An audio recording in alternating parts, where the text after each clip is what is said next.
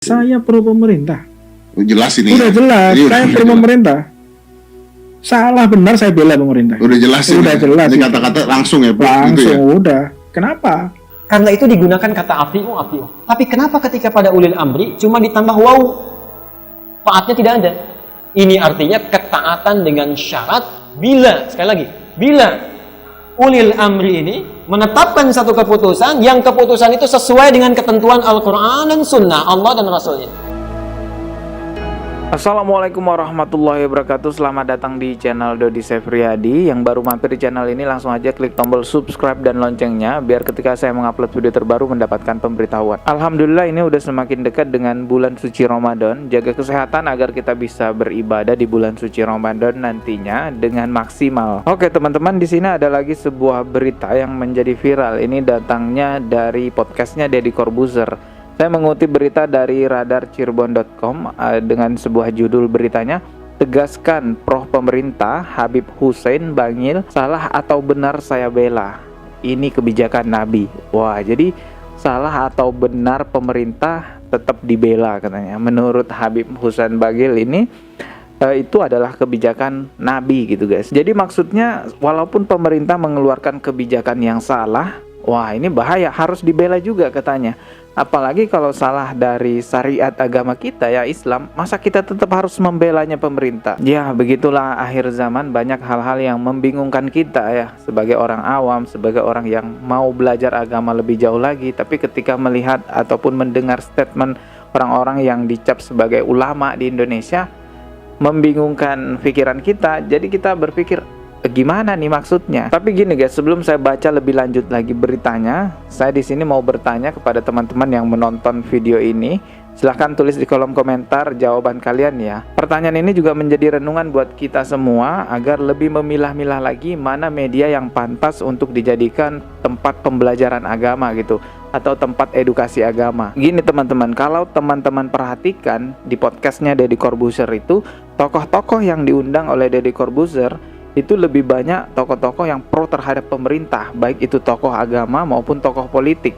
Bahkan orang yang benar-benar dianggap buzzer di negara kita seperti Denny Siregar, Abu Janda, Ade Armando itu pernah semua diundang di channelnya Deddy Corbuzier. Bahkan tokoh Syiah juga pernah ada yang diundang di channelnya Deddy Corbuzier. Ya tidak perlu saya sebutkan namanya, teman-teman sudah tahu lah ya. Memang pernah beberapa kali mengundang tokoh-tokoh oposisi seperti Bapak Rocky Gerung, Bapak Refli Harun dan lain-lainnya, orang-orang yang suka mengkritisi pemerintah gitu guys ya. Tapi kalau kita lihat lebih jauh lagi, memang tokoh-tokoh yang diundang di dalam podcastnya Deddy Corbuzier itu adalah tokoh-tokoh yang banyak ya pro terhadap pemerintah. Bahkan menteri-menterinya pemerintah pun juga diundang, bahkan wakil presidennya pun juga diundang ke sana kan. Pertanyaannya adalah sebenarnya arah podcastnya Deddy Corbuzier ini kemana? Kok misinya mirip seperti buzzer gitu guys ya, yang selalu menganggap semuanya harus didukung dari pemerintah, baik itu salah ataupun benar, dukung aja. Buzzer kan seperti itu guys, semuanya kebijakan pemerintah dukung aja. BPJS cuman bisa cair 56 tahun ya, dukung semuanya. Minyak goreng langka, dukung juga. Jadi sangat disayangkan sekali podcast sebesar punyanya Deddy Corbuzier itu ya, 17 juta itu subscribernya, lalu menjadi seperti channelnya buzzer, seperti misinya buzzer. Wah, sangat disayangkan sekali. Tapi ini pertanyaan teman-teman, kalau menurut teman-teman gimana? Coba tulis di kolom komentar. Oke teman-teman, sekarang saya bacakan aja beritanya biar lebih jelas informasinya. Saya bacakan lagi judulnya, tegaskan pro pemerintah Habib Hussein Bangil, salah atau benar saya bela. Ini kebijakan Nabi. Oke, saya bacakan dulu beritanya. Habib Hussein Bangil menegaskan bahwa dirinya pro terhadap pemerintah. Pendakwa asal Tuban, Jawa Timur ini mengungkapkan bahwa mendukung pemerintah adalah sikap yang dia pilih sebagai konsekuensi menjadi umat Nabi Muhammad SAW.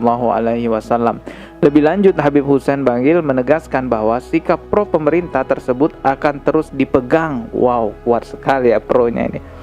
Baca lagi, tidak peduli kebijakan pemerintah salah atau benar, dia akan tetap membela pemerintah. Wow, salah atau benar tetap akan dibela. Sikap tegas Habib Hussein ini diungkapkan ketika dia diundang dalam acara podcast Deddy Corbuzier yang diunggah di YouTube. Kepada Deddy Corbuzier, Habib Hussein Bangil mengatakan jika dirinya memang pro pemerintah. Udah jelas ya, saya pro pemerintah, salah atau benar saya bela pemerintah. Katanya seperti dikutip fin.co.id dari podcast Deddy Corbuzier. Dari berita itu kita bisa tahu ya, pro-nya itu udah bukan pro biasa, tapi udah pro banget guys. Tapi coba simak juga video berikut ini biar lebih jelas lagi. Ya pasti nanti, wah Anda nih sangat di pro pemerintah, Anda sangat ini, sangat ini. Pasti begitu digorengnya kan, Anda pasti Ya gitu. saya pro pemerintah. Jelas ini. Udah ya. jelas, Ini saya udah pro jelas. pemerintah. Salah benar saya bela pemerintah. Udah jelas ini. Udah jelas Ini ini. kata-kata langsung ya, Pak. Langsung Gitu ya. udah. Kenapa? Sampai dikatakan oleh Rasulullah, jika pemerintah kalian datang dengan membawa cambuk, kalian dicambuk, kalian tetap harus taat kepada pemerintah. Itu ucapan Nabi loh. Bukan kebijakan saya, kebijakan Rasulullah. Kalau Anda mau mengkritisi kebijakan ini, Anda keluar dari Islam berarti. Wah, sampai bahkan dikatakan yang mengkritisi kebijakan tersebut atau yang mengkritisi perkataannya tersebut akan keluar dari Islam. Itu kan kebijakan dari Rasulullah, begitu tadi katanya. Beliau ini adalah seorang Habib ya, dikenalnya sebagai seorang Habib di Indonesia. Tentunya kita hormati nasab kehabibannya ya guys ya. Dan kita tahu juga beliau ini dipandang sebagai seorang dai di Indonesia. Jadi tentunya beliau berbicara sesuai dengan kapasitas keilmuan beliau ya. Dan di sini saya hanya seorang YouTuber, bukan ustadz juga. Jadi secara pribadi saya tidak akan mengkritisi secara pribadi saya ya. Karena tentunya keilmuan beliau tidak bisa dibandingkan dengan keilmuan saya yang tidak ada apa-apanya. Jadi bagi seorang awam seperti saya, paling tepat untuk menanggapi hal semacam ini yaitu melihat penjelasan dai lainnya atau melihat penjelasan ulama lainnya mengenai pemimpin, mengenai bagaimana kita taat kepada pemimpin, mengenai bagaimana kita taat kepada ulil amri. Nah, di sini ada sebuah video penjelasan dari Ustadz Hadi Hidayat mengenai bagaimana seharusnya kita sebagai muslim taat kepada ulil amri ataupun pemimpin negara. Silahkan coba simak video berikut ini. Jadi patokan kita bukan orang per orang, bukan figur per figur, bukan lembaga per lembaga, tapi Quran dan Sunnah. Ketika sesuai dengan itu kita ikuti, tidak sesuai, tidak boleh diikuti. Tidak sesuai, tidak boleh diikuti. Karena itu ketaatan pada ulil amri mau ditafsirkan dengan siapapun, baik nanti di masjid, baik nanti di ormas ataupun di pemerintah, lihat ketaatannya. Allah mengikatnya dengan satu kalimat. Ati'ullaha wa ati'ur wa ulil. Perhatikan di sini. Saya belum ke sini dulu ya. Ati'ullah wa ati'ur Rasul.